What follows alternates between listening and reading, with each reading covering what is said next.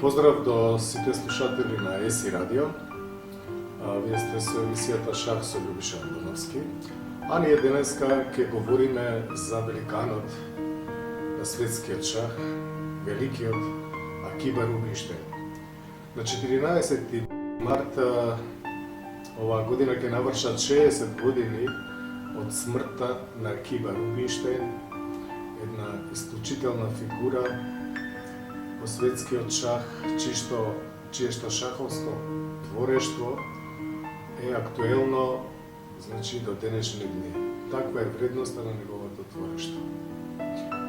Акиба Рубинштейн е роден 1882 година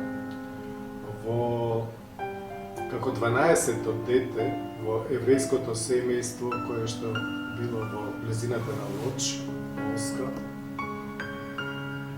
Меѓутоа, уште пред да се роди, го губи својот татко и бидејќи неговата мајка не можела да ги издржи сите своји деца, тој практично растал со родителите од неговиот покоен татко. Бедното еврејско семејство не можело да му даде некоја иднина на малиот Акиба Рубинштейн, но тој сепак успева да стигне до средно училиште во градот Бјалисток во Полска. Инаку тогаш дека он растал, тоа било се уште царската Русија, Руската империја. И Рубинштейн прв пат практично како средношколец ке се запознае со шаховската игра, гледајќи ги некои децата како играат шах. Тој со љубопитство и заинтересирано ќе гледа, но набрзо ќе свати дека таа игра страстно го привлекува. Сепак штета е што Рубинштейн порано научил да игра шах, не почнал да игра шах. Тој практично дури 1901 година ќе дојде во допир со шаховска книга, тоа била книгата Шах на авторот Солници на иврит, и тој многу пати ќе студира, ќе ја прелиста и ќе почне да учи шах. Лоч, за среќа, имал релативно добра активност во тоа време, бил добар шаховски центар, тие имале и шаховски мајстор, практично Георгиј Салве бил добар шаховски мајстор, силен шаховски мајстор, најсилен во таа област. И самиот шаховски клуб работел, кога Рубинштейн почнал да доаѓа во клубот, тој не знаел ништо. Тој некош го бил со топ фора му давале и го победувале. Но како ја простудирал книгата, се затворил некој време, велат некој од написите, и кога повторно дошол во клубот, го предизвикал самиот мајстор Салве. И не само што го предизвикал, а овој прифатил, туку и го победил во таа партија, и тоа имало страшен, значи, одек. Неверојатниот вертикален лет на Акиба Рубинштейн се должи не само на огромниот талент што го имал, туку и на целосната посветеност на шаховската игра. Значи, ништо друго не му било важно, освен да биде во шаховскиот клуб и да игра шах. Живеел исклучително скромно, немал никакви потреби други. Значи, шах и само тоа. Веќе 1903 година тој ќе го предизвика на меч, односно и во самиот клуб ќе сака да организираат меч, гледајќи како Рубинштейн брзо напредува, и тој меч со мајсторот Салве ќе заврши нерешен меч од 14 партии, обајцата ќе добијат по 5 партии, 4 партии ќе завршат. Тој огромен успех практично на Рубинштейн ќе му донесе репутација и ќе биде избран заедно со Салве да учествуваат на третиот се-русиски турнир, каде што во својот дебютантски настан, значи најдобрите шахисти во Русија, ќе го освои 5-то место, ќе освои практично и парична награда. А веќе 1905 година, значи 2 години покасно, ќе стане и шаховски мајстор. Иако е тој роден 82, практично на 23 години станува шаховски мајстор, но тоа е практично заради фактот што многу доцна научил да игра шах. Необично доцна. Како и да е, значи, станува Рубинштейн мајстор, почнува да игра на меѓународните турнири. На четвртиот срусиски турнир 1905 година, значи го дели второто и третото место за Цалве, додека во Остенде 1906 година Рубинштейн е трет зад веќе реномираните велемајстори Шлехтер и Мароци. Се нижат успесите и Рубинштейн веќе почнува да победува. Значи, од 1907 година тој победува заедно со Бернштейн пред Мицович и Мизес во Остенде веќе следната година, 1907 година.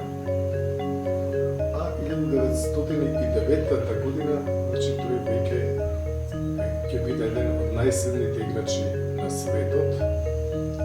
А тоа ќе го потврди со делбата на првото и второто место на меморијалот на Чигорин, кој што ќе се игра во Петербург 1909 година. Значи, Рубинштейн заедно со светскиот шампион Емануел Ласкер ќе го поделат првото место на турнир на кој што ќе учествуваат сите најдобри шахисти од тоа време, и тоа со огромна разлика од 3,5 поена пред останатата конкуренција. При тоа Рубинштейн ќе стартува со 4 од 4, а во тие 4 од 4 последователни победи на стартот на турнирот, значи ќе го победи во одличен стил и актуелниот светски шампион Емануел Ласкер, кој што многу пофално ќе се изрази за неговата игра. И не само тоа, туку на тој турнир тој извојува прекрасни партии, дури ако можеме да потрошиме и да речеме 2 шаховски коментари само од тој турнир, да ги анализираме партиите и некои особено силно одиграни завршници. Затоа велам, творештвото на Рубинштейн практично е толку богато, што мислам дека треба да одвоиме 3 емисии за да го проанализираме, да го видиме неговиот шаховски портрет. Практично со своето творештво тој влегува во светското шаховско културно наследство, нели? Неговите партии се монументалните, така стратегија, толку чист кристален стил на игра, таква длабока игра, значи кога гледаме партиите денес, иако се веќе постари од 100 години, тие изгледаат како да се играни денес. И Рубинштейн има огромен придонеси во шаховската теорија, целите системи кои што тој ги измисли, тој почнал да ги игра во пракса, верували ли не се актуелни до ден денес. Значи, меранска одбрана, практично тоа е Рубинштейнова одбрана во Мерано, значи тоа и ден денес да се смета за одличен систем, потоа во игра на 2 коњи во отворените позиции, исто така Рубинштейн во отворената шпанска партија и со бели фигури, значи системите во даме и гамбит, во англеско отворење. Значи, сето тоа, тие негови пронајдоци, фундаменти, како се игра тоа и до ден денеска, значи се сосема актуелни и ниеден компјутер ништо до сега од неговите системи не обори. Значи, неверојатно е длабок играч. Сепак во тоа време шампион на светот е Емануел Ласкер. Тој знаел колку е опасен неговиот противник и не му, да речем, помагал на ниеден начин за да може да биде предизвикан толку од Рубинштейн. А Рубинштейн во тоа време не можел да најде средства кои што биле неопходни, а тогаш немало Меѓународна шаховска федерација. Така што самиот предизвикувач, освен што морал да биде многу силен шахист, требал да обезбеди финансиски средства, а тоа не му било под сила на Рубинштейн. Така никогаш нема да дојде до тој реч, иако е голема штета за шахот, зашто, да речеме, во периодот од 1909 година, била познатој успех во Петербург, па до, да речеме, 1915-16 година, кога Рубинштейн бил најсилен во тие 7-8 години, не дошло до меч помеѓу за светска титула помеѓу šteta što, na primjer, što i другиот голем претендент и предизвикач Раул Хозе Капабланка не одиграл меч со Рубинштейн или не одиграл меч со Ласкар, туку дури 1921 година ќе успее Капабланка да обезбеди средства и да го предизвика Емануел Ласкар и да стане нов светски шампион. Ние денес ќе се задржиме на тој првиот дел од кариерата на Кима Рубинштейн. Ќе погледаме две партии од него.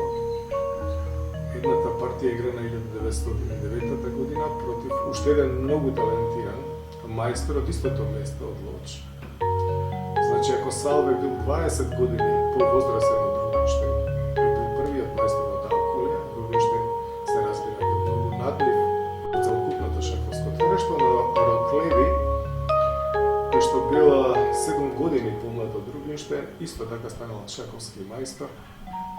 На 21 година бил одличен шахист, но имал многу лошо здравје и затоа таа шаховска кариера е прерано завршена, за жал. Но таа партија помеѓу нив двајца, одиграна 1909 година, тоа е партија, една од тие бесмртни партии на Рубинштейн, со таа ќе го започнеме нашиот коментар. Инаку, Полска како држава не го заборави својот голем шахист. И во градот Полјаница Здрој, практично бања, нели Здрој на полски значи бања, се одржуваше меморијалот на Рубинштейн долги години. Сега не знам точно овие години дали исто така, дали нема прекид, но долги години имаше меморијал на Рубинштейн. Нашиот шахист, интернационалниот мајстор Станичевски, учествуваше на него најмалку еднаш. И добро помнам дека 1983 година токму со Ничевски и со мајсторот Владко Петковски бевме поканети да играме на еден турнир во Храдец Кралове во Чешка. А Ничевски тогаш предложи новата година да ја пречекаме токму во Полјаница Здрој. И ние заминавме на 31-ви, поминавме покрај зданието, поминавме тука, застанавме, го видовме зданието каде што се игра меморијалот на Рубинштейн со огромната табла, на која што е логото од позицијата од таа бесмртна практична партија. И кога ќе стигнеме до тој момент, уште еднаш ќе ви го напомнам тоа. Така што да почнеме без друго да покажеме таа партија. Што да кажам уште за Рубинштейн? Штета што тој не пишувал. Практично затоа што кога го запознал шахот веќе од училиштето немало ништо и практично тој не го завршил своето образование, своето класично образование, затоа не сакал да пишува и нема негови коментирани партии. А во тоа време, нели, тоа било тежок хендикеп за него, практично затоа што многумина од шахистите не можеле да живеат само од шаховски награди, тога шахот не бил ни приближно на ценет, нели, платен како во денешни дни. И шахистите, големите шахисти обично коментирале партии, пишувале, за да можат финансиски да подобрат својата состојба, а Рубинштейн тоа не го правил, веројатно му било незгодно затоа што практично за да не греши. Иако Рубинштейн се разбира дека освен полски и руски, знаел одлично да зборува и на германски, а подоцна и на француски јазик. Тоа би било за сега вака некој вовед за животот на Кима Рубинштейн. За вториот дел од неговата кариера, условно речено после Првата светска војна, ќе ја зборуваме и во другата емисија. А сега сум дури нетрпелив малку да поминеме на шаховската табла и да видиме дел од творештвото на големиот Акива.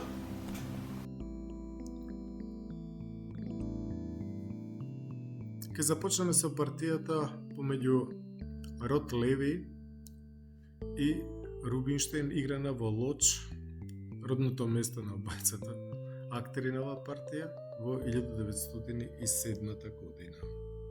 Рот Леви со бели фигури се отвара со потегот D4, Рубинштейн класично D5, конј F3, E6, E3, C5, 5, C4, konj C6, konj C3, konj F6.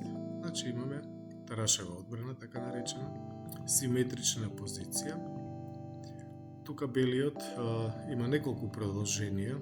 Едното продолжение белиот да земе на D5, C земе на D5, на што денес се смета дека по конј D5 црниот има сосема добра игра, тоа е полутарашева одбрана, или да игра А3 со идеја DC5, па на ловец C5, B4. Тоа се две основни продолженија, исто така возможен и потегот B3. Во нашата партија род леви веднаш зема на C5, што е исто така добар потек, ловец зема на C5 и A3. Гледате, белиот сака да се рашири на дамското крило, со B4 да добие темпо, а ловецот од C1 да го развие на полето B2. Рубинштейн одговара со А6, B4 и ловецот може се разбира да остане на диагоналата А7, G1, да оди например на А7, но ловец D6 е сосема добар класичен потек. Ловец B2.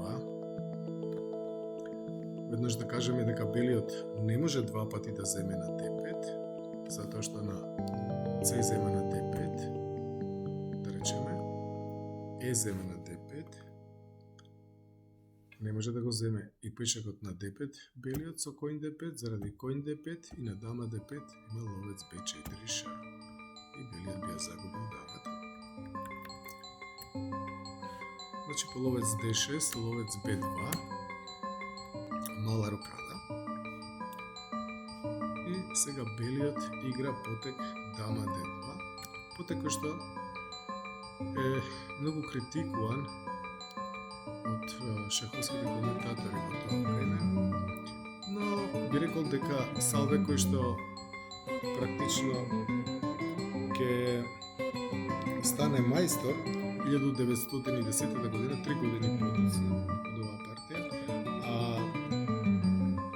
1909 година ќе игра и меч со Рубинштейн и сосема добро ќе се представи таму, затоа што во тој меч Рубинштейн ќе победи со 8 победи, но и 5 порази. Значи Ротлеви успел на Рубинштейн 1909 година да му добие 5 партии, кога Рубинштейн бил еден од најсилните во светот, можеби и најсилен, заедно со Емануел Ласкер и со Капабланка во тоа време. Значи сакам да кажам, тоа е бил исклучително исто добар шахист. Значи Ротлеви местото на дамата практично е на C2. Гледате, белиот не сака да загуби темпо, да го отвори својот белополен ловец, затоа што на ловец C2 или ловец D3 црниот тогаш би земал на C4, значи сака да заштеди темпо, но дама C2 е вистинското решение, вистинското поле за дамата, а топот да дојде на D1 со идеја притисок по D линија да се разбира. Но дама D2, значи тој мисли дека врши притисок на D5 и потегот значи има свое оправдување и објаснување. Но веќе следниот потек ќе го збуни 7 години помладиот противник на Рубинштейн, а тој е потекот дама E7. Рубинштейн прави место за својот топ на D8 наспроти белата дама на D2 и жртвува пешак. Сигурно дека овој потек не бил во плановите на род леви, кој што ќе се збуни практично. Сега да се земе тој пешак изгледало страшно, затоа што по C земе на D5, E земе на D5, конј земе на D5, конј земе на D5, дама земе на D5, црниот може да одигра топ D8 или ловец E6.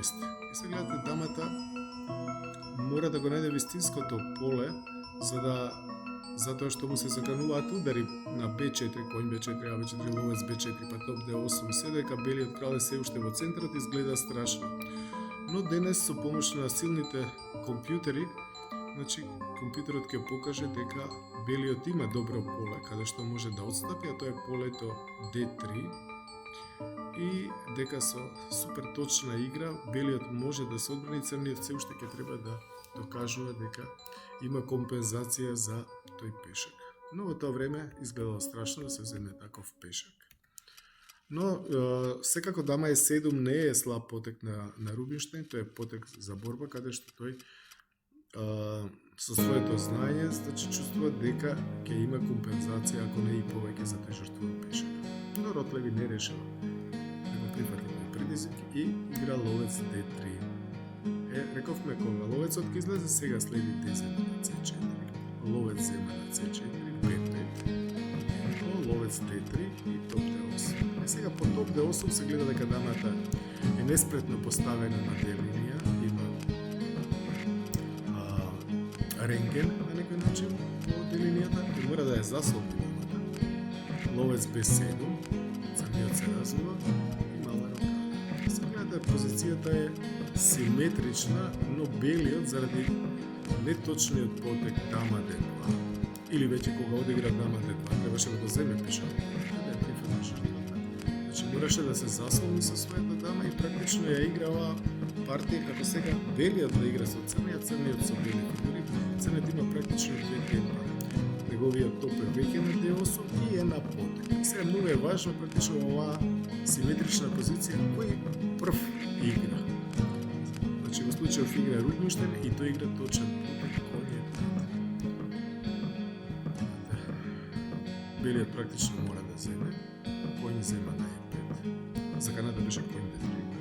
Ловец зема на E5 и сега белополниот ловец на B7 е страшна фигура, црнополниот ловец исто така одлично поставен, топот е на линија и црниот има одредена предност. Сега Ротлеви мисли дека повторно време и тој да добие некое темпо и игра F4, значи го прка ловецот со темпо, ловец C7 и решава E4 да тргне. Од денешна перспектива, значи ова напредување со белите пешаци, тој се сака да одигра и E5 се разбира, значи уште едно темпо да доби, но црниот е одлично развиен и затоа нема што да се плаши од ова напредување на пешаците, затоа што значи тие истовремено напредувањето на пешаците создава слаби полиња на кои што црниот ќе ја гради својата силна контраигра. Практично преекспониран е белиот. Последната фигура влегува во игра со топот на C8, белиот оди напред, E5 го напаѓа коњот, но следи ловец B6 шах меѓу потек, крал H1 и се разбира коњ G4. Гледате, дамата е преоптоварена, таа треба да го штити и својот ловец на D3, а и полето G4, се разбира тоа не е во мојата, па дури ни на самата дама. Значи по коњ G4 сега одеднаш црните фигури се исклучително активни, а црниот сака да одигра и дама H4. Како да игра белиот? Сега ако земе дама G4, тогаш топ D3, гледате, ќе виси и на C3 и двата ловци се разбира се супер опасни, а топот е подготвен да дојде прво да земе на C3, а исто така да дојде и на D2 с решавачки напад на точката G2. Значи на некој начин белиот мора да ја затвори таа диагонала, а со H1, затоа тој игра ловец E4. Тој ловец да не биде подржан на разлидери, но сега следи дама H4. Веројатно во овој миг дури Ротлеви станал свесен дека неговата позиција е многу опасна, дека за него е многу опасна, но веќе нема враќање назад. Сега се заканува црниот ни повеќе ни помалку, туку да го матира белиот крал на полето H2. Затоа белиот мора да одигра со еден од двата пешаци, или да одигра H3, или да одигра G3. Во партијата игра на G3, тоа ќе видиме, но што ќе беше ако одиграше H3? Значи, доколку го бранеше матот со потегот H3, тогаш прво би следил потегот топ зема на C3. Зашто топ C3? Затоа што тој кој го брани ловецот на E4, ќе видиме дека е тоа важно. И да речеме, ако белиот го земе топот на C3, со ловец зема на C3, тогаш ловец E4. Гледате, црниот жртвуваше квалитет за да го замени овој ловец.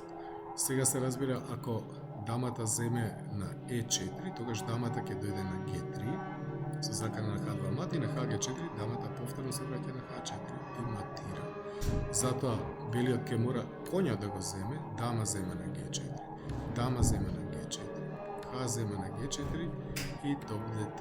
Гледате, го напаѓа топот со темпо доаѓа на D3, го напаѓа ловецот и кога ловецот доаѓа на B2, тогаш елегантен мат со топ H3 затоа што ги пешевите версија. Ако на потегот топ зема на C3, белиот веднаш го земе коњот на G4, значи дама земе на G4, тогаш имаме многу елегантно решение, а тоа е топ H3 потегот. Многу елегантно. Дама зема на G3, на H3, смена на H3, G3, ловец E4, шах, крал H2, топ D2 шах и на крал G3. Црниот дури не мора ни да го земе ловецот на B2, туку дава шах на G2, топ G2 шах, крал H4, ловец D8 шах, крал G6, ловец G6 мат. Значи и на потегот H3 имаме многу убави варијанти во кои што црниот победува. Значи по топ земе на C3 да го видиме и последното земање, се збирам, ловец зема на B7. На ловец B7 ќе следи топ H3, шах, повторна жртва, G3 и по G3 дама H3, шах и мат. Затоа по дама H4, веројатно, гледајќи ги сите овие варијанти, Ротлеви го игра потегот G3. G3. И она што го говорев во воведот за оваа емисија, говорејќи за Акиба Рубинштейн, говорејќи за меморијалот на Акиба Рубинштейн, за Полјаница Здрој и за логото на турнирот, тоа е позицијава на диаграмов, во која што црниот го игра фантастичниот потек топ зема на C3. Гледате, значи виси ловецот, виси дамата, но Рубинштейн, значи го уништува главниот заштитник на диагоналата А8 Хајден, тој е жртва дамата. Топ зема на C3. Ротлеви од сите зла решава дека сепак најотпорно е да ја земе дамата и ќе видиме како ќе заврши партијата, затоа што и следниот потек е неверојатен. Просто, значи, ако го земеше наместо дамата, да речеме топот, белиот, ловец зема на C3, тогаш ловец зема на E4. Гледате, тој кој го бранеше ловецот, уништене и сега, значи дамата која што мора да брани на H2, ќе земе на E4, црниот дава мат. Од друга страна на топ C3, ако земеше на B7 белиот, тогаш ќе следи топ зема на G3. И по ловец, ако ловец F3, тогаш кој H2. Гледате, последниот пешак ќе исчезне во одбрана на кралот, а ако топ F3, тогаш ако ловец F3, значи кој H2, на топ F3, топ зема на F3, на ловец F3, коњ F2 шах.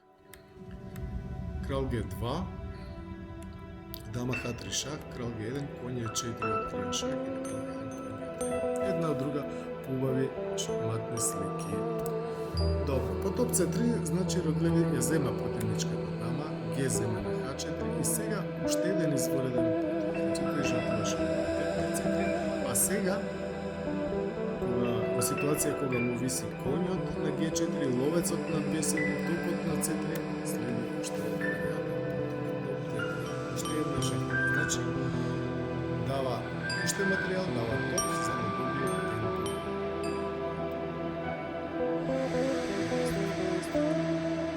Сега не може да го земе коњот заради ловец 4. Не може да го земе топот практично ќе го земе, па ќе видиме. Значи ако го земеше па ловецот на B7, тогаш топ е 2 и на ловец G2 топ е 3. Тоа е многу варијанта. Значи ако го земеше ловец B7, топот зема на E2, напаѓа на H2 и на ловец G2 за да го затвори вториот ред, Следи одличен прекрасен пот. Топ H3. Со сите фигури, значи на поимени победува. Да го видиме уште финишот. Значи по топ D2, белиот го сегна топот. Дама се на D2, ловец зема на E4. Сегнате, не може кралот никаде да бега, двата ловци стрелаат по диагоналите, мора дама G2 да се покрие, но црниот не ја зема дамата. Тука игра уште супер потока, топ H3. Топ H3 со неотбранлива закана топ H2. Значи една прекрасна победа во 25 потоци за црна фигура, наистина една бесмртна партија на Рубинштейн. Значи, Рубинштейн на Кибер од 1982 година, а Александър Алехин 10 години помлад. Тој е роден 1892 година. Значи,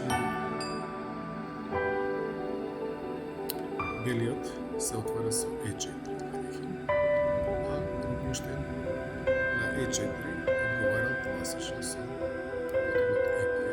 Следи отворената варијанта на шпанска конја F3, конј C6, ловец B5, A6, ловец A4, конј F6 на ларка.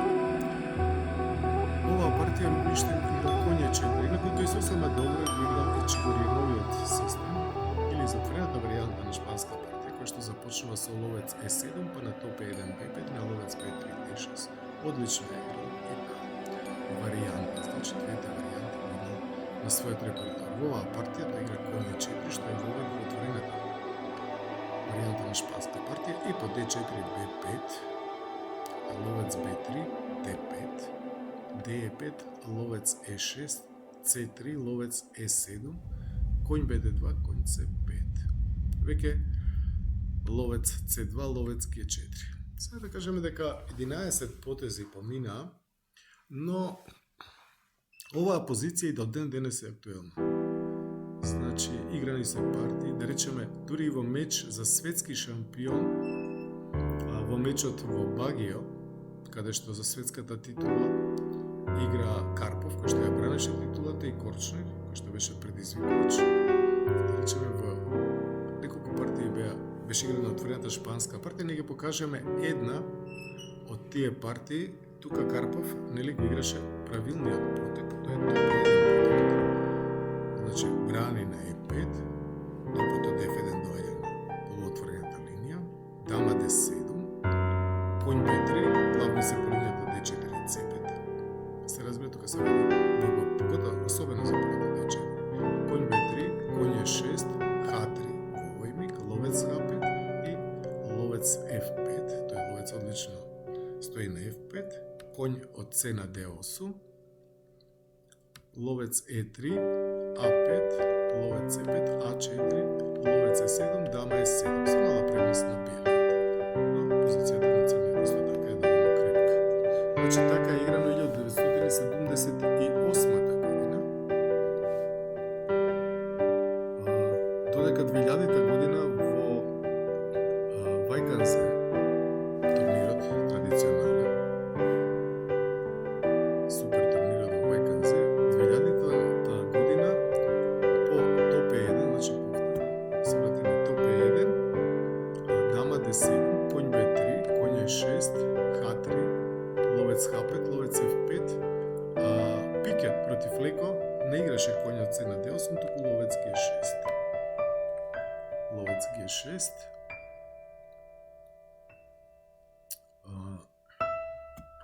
и по ловец G4, H5, ловец E6, F6, ловец E3, мала рокада, црниот го заврши развојот, конј C5, ловец C5, ловец зема на C5, топ F4. Конј D4, топ E4 и постигна еднаква позиција. Чега, Рубинштейн се играл како што треба. Сега се враќаме на нашата партија, каде што младиот Алехин има друг план. Тој одиграл прво H3. Сега црниот може да земе F3, на тој играл ловец H5 и сега Алехин доаѓа на идеја да го брка тој ловец ловец со темпо и да добие време за да нападне на кралското крило. Затоа го игра дама E1 потегот, обичен потег, но се одврзува, нели? Сака конј H2 и да напредува. Да видиме како ќе се спротиви нешто. Тој прво игра конј E6 и сега да речеме 1980 година тука има еден пример помеѓу Гринфелд и Стин, каде што Гринфелд игра ловец F5, црниот игра ловец G6 и ќе оствари идејата до оваа партија. Стомот се подоси. Значи тој Алехин игра конј H2, за да може да ги пушти во акција своите G и F пешаци. Пример, нели, ако пешаците стигнат на G4, F4 и F5, црниот ќе биде задушен, се разбира. Но пред да биде нападнат, прво ловец G6, практично темпо, затоа што го предизвикува ловецот на C2. Ловец G6 и сега, значи, колку Рубинштейн бил длабок шахист. Денес сите знаат дека оваа позиција црниот треба да земе свој пешка, но Рубинштейн бил прв кој што одиграл така, не кон центарот, како што велеше шаховското правило, туку од центарот. Затоа што шахот е конкретна игра, секоја позиција, значи, конкретно се гледа, се цени, а тука е многу важна, значи, F линијата, каде што црниот топ ќе има силно влијание. Конј B3, за да го отвори ловецот и сега одличен потег G5. Ова е удвоен пешак. На G линијата, практично на G5 стои одлично, затоа што полето F4 сега е под контрола на црниот. Ловец E3, мала рокада, и сега конј F3. Белиот, значи, не успеа да тргне со F пешакот и го враќа конјот во игра. Сега најдобро беше веднаш топ F3 на Рубинштейн. Сака прво да ги поврзе топовите. Тоа е единствен непрецизен негов потек, инаку одлична партија. Значи можеше веднаш да удри на F3, а Алехин требаше дама E2 сега, да ја консолидира позицијата и позицијата би била минимално подобра за црниот, само затоа што белиот сепак нема слабости во својот камп, но тој игра дама D2 и сега следи, се разбира, топ зема на F3, позициона жртва на квалитет, G-F3, конј E5. Црниот добива пешек за тој квалитет, добива и темпо на F3, а пешачката структура под белиот крал е сосема уништена. Значи сега мора да брани и на F3, дама E2, значи да загуби време, топ F8. Со секој потек, че црниот напредува со страшна брзина. Конј D2, повторно брани на F3, сега конј G6. Гледате, останува ловецот да дојде на D6 и коњите да ги зафатат по линијата F4, H4.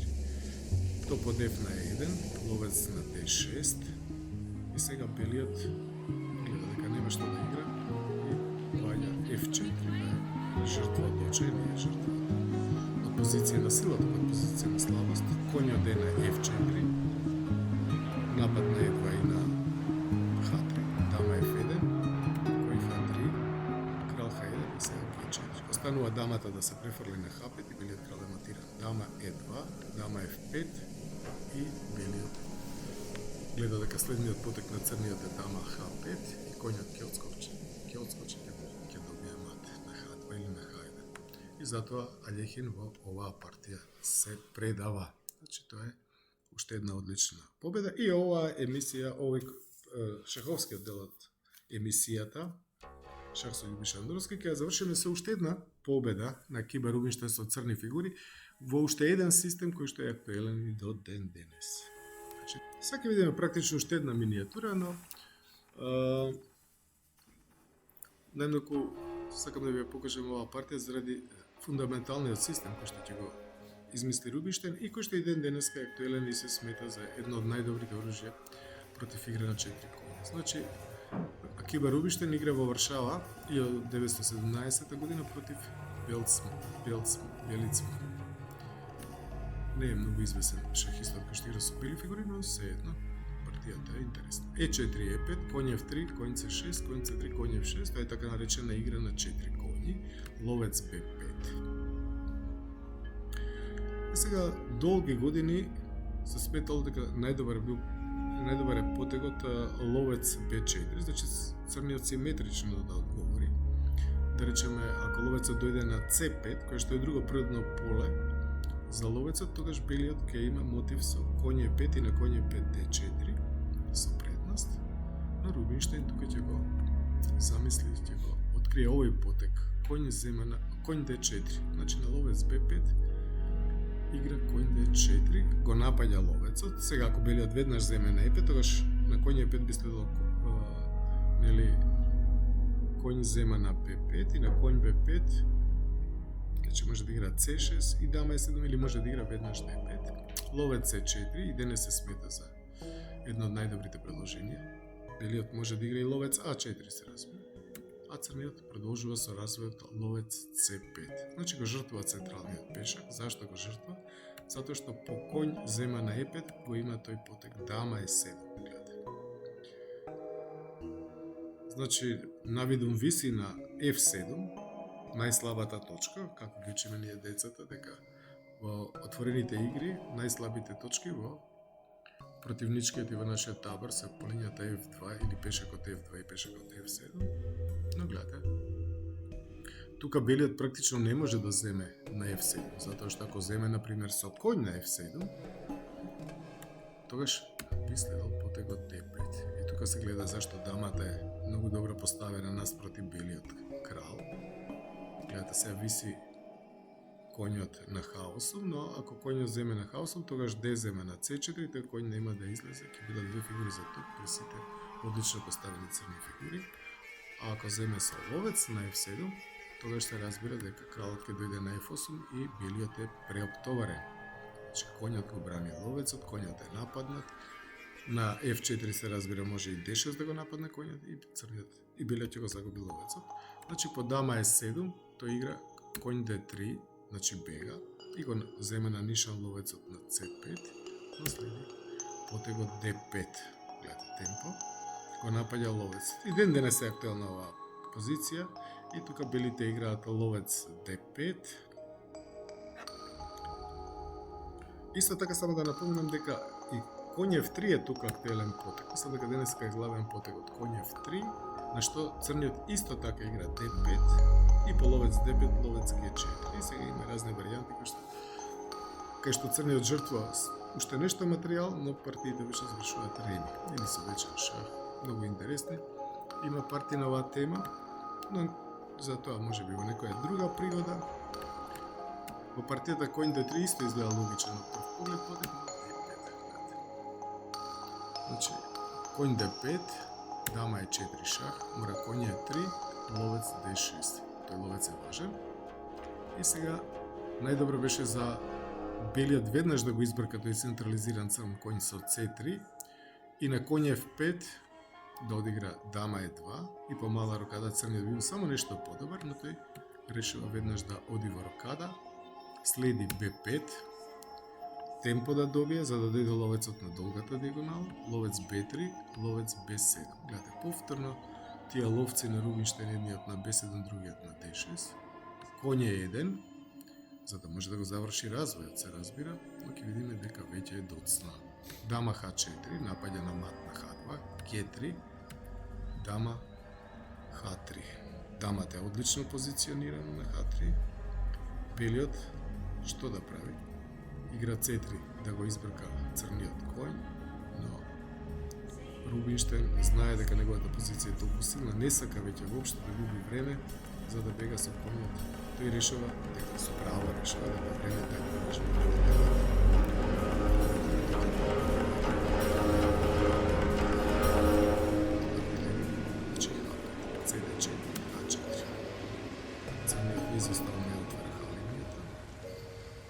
Дама е 2. Потекот што играм во партијата, но и ако играше нешто подобри од потекот, ако играше белиот f3, тогаш х зема на g3, со напад на h2, дама е 2, г зема на h2, шах не може да земе, два пати е контролиран, крал h1 и сега конј h5, гледате, полето g3. Конј g3 не се брани, а конј f5 се разбира крал f8. Во партијата, значи да по h4 белиот игра дама е 2 и сега следи ефектен крај. Жртва на дама, ефектна. Дама зема на h2, крал зема на h2, сега. Х зема на g3, гледате, со откриен шах и двоен шах. Значи шах е од пешакот на g3 и од топот на h8. Видиме двоен шах, се разбира дека мора кралот да игра, не може да биде покриено, не може да биде земена фигура да што дава шах, зашто двајца давача и по крал Г1 последниот потек во оваа партија и во шаховски коментар тој потек од топ H1 мат. Верувам, почитувани, дека уживавте во овие три партии. Последниот коментар ќе видиме играта на Рубинштен со бели фигури, главно неговите длабоки стратешки замисли, фундаментални стратешки замисли. На неговите партии учеле многу генерации шахисти и до ден денеска учеле и од генерациите на Ботвин, но учеле и шахистите од снешните светски шампиони, Карпов и дузина други, и тоа наследство останува и за секојаш и за генерациите што Тоа би било се за денес, почитувани.